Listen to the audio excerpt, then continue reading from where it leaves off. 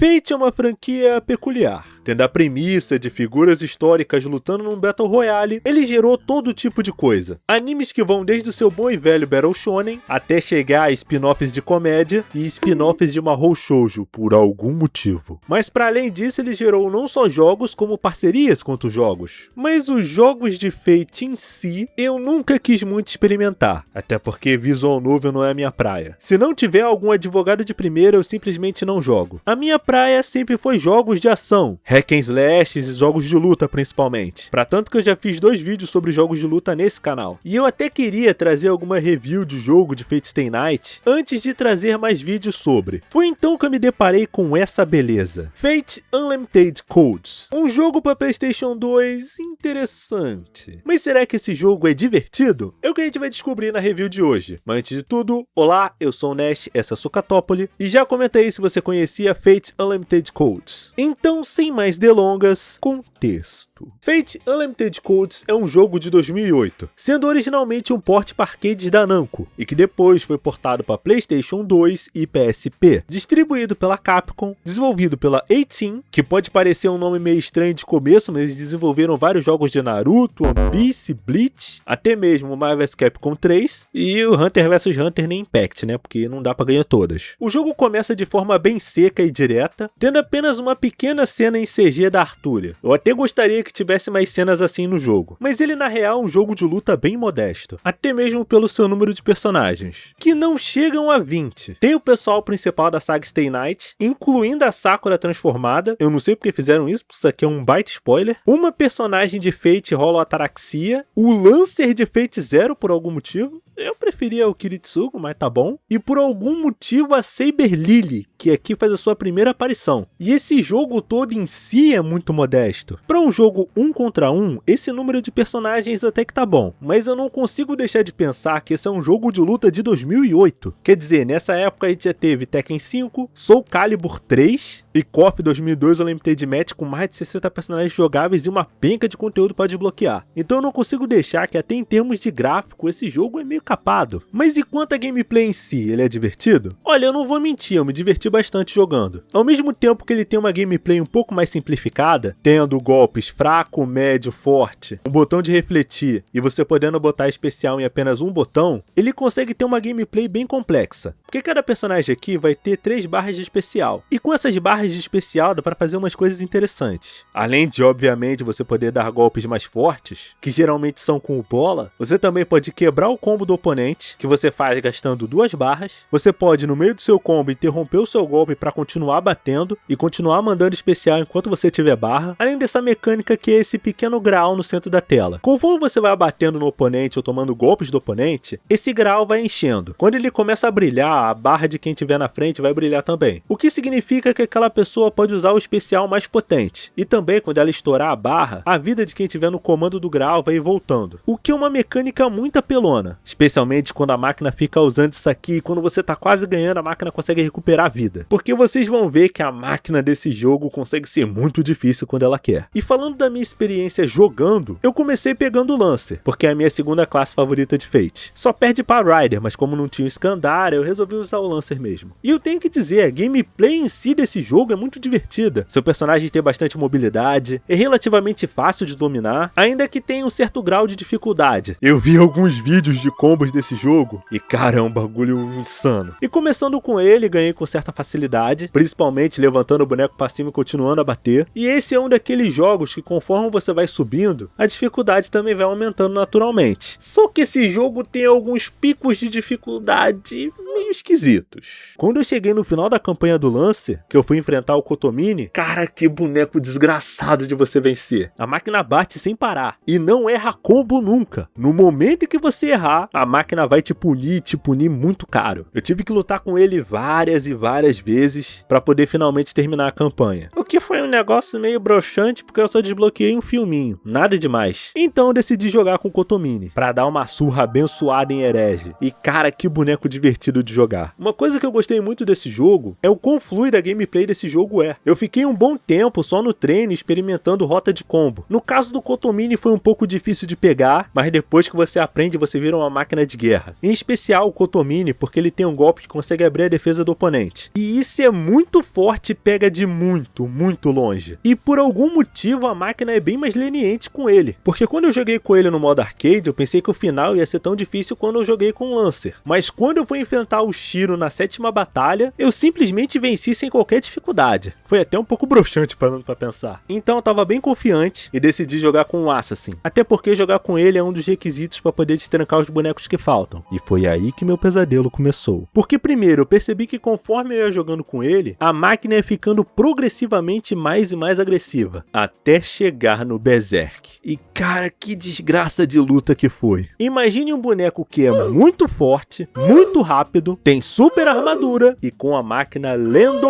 os meus inputs. Cara, eu fiquei, se eu não me engano, quase 1 hora lutando contra ele, usando todo tipo de macete, e mesmo assim eu quase que não ganho. Cara, teve uma hora que eu fiquei genuinamente irritado, mas mal sabia eu que esse colosso de músculos não é a coisa mais apelona desse jogo, e sim essa bendita dessa personagem de anime Yandere. Cara, a Sakura matou no nível 7 de dificuldade, é uma desgraça, porque depois de ter jogado com o Assassin, eu desbloqueei a Laserite, e eu queria jogar com ela para poder desbloquear logo a Saber Alter. Então eu peguei e fui jogando com ela é até bastante divertida, tem golpes que acertam de muito longe, tem super armadura. Então depois de ter passado o perrenguinho ali com a Saber Alter, eu pensei, agora eu tô próximo de desbloquear a personagem. Mas cara, como a Sakura no último nível de dificuldade é miserável. Tá um clipe aí que não deixa eu mentir. Você não pode errar combo perto dela, senão ela vai te punir fazendo combos inacreditáveis. E um outro detalhe muito importante, ela tem um especial que é quase impossível de cortar. Mesmo que ela no meio do especial você consiga bater, você não consegue cortar o especial. Mas com muita dificuldade eu consegui vencer ela usando de muito macete. Só pra descobrir que esse era o requisito errado pra desbloquear a Saber Alter. Eu tinha que ter jogado ou com a Saber ou com o Archer. Então eu simplesmente peguei a Saber e resolvi jogar. O Gilgamesh deu um pouco de trabalho, mas não foi nada comparado à dificuldade que eu tive antes. Se a Saber normal é focada em mais golpes de curta distância, a Saber Alter tem golpes mais fortes, tem magias e também tem agarrão. Tipo em Origami, só que waifu. Então eu decidi jogar e cumprir o último requisito, que era desbloquear o Lancer de Fate Zero. O que foi bem anticlimático. Eu não sei se é porque a Saber Alter é muito forte ou se o jogo foi muito leniente, porque eu consegui fazer o modo arcade dela na primeira tentativa. Tudo pra descobrir que o Lancer de Fate Zero nem é tão forte assim nesse jogo. Ele nem tem cena de entrada de pós-crédito especial. Você simplesmente corta pra luta. E eu estava muito confuso pra saber por que esse jogo tinha picos de dificuldade tão altos. E eu talvez cheguei numa resposta. Porque Fate Unlimited Codes é um chamado kusoge, que na tradução literal seria jogo de bosta. E em se tratando de jogos de luta, são jogos que não necessariamente são horríveis, mas que necessariamente são jogos de pouco orçamento e que são principalmente muito, mas muito quebrados. O exemplo mais famoso que me vem à mente é aquele jogo de Hokuto no Ken, não esse, o da Arc System, que é reconhecido como o jogo de anime mais quebrado que existe.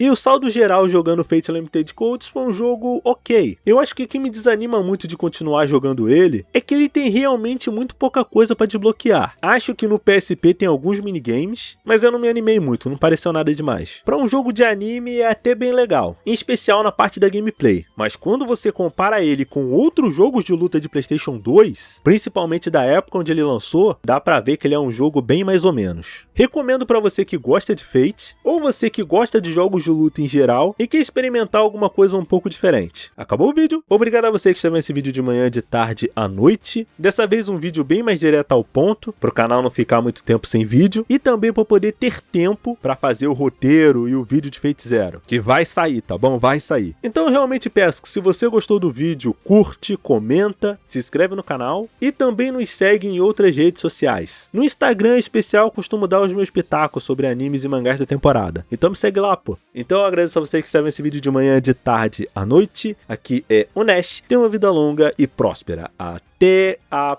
próxima!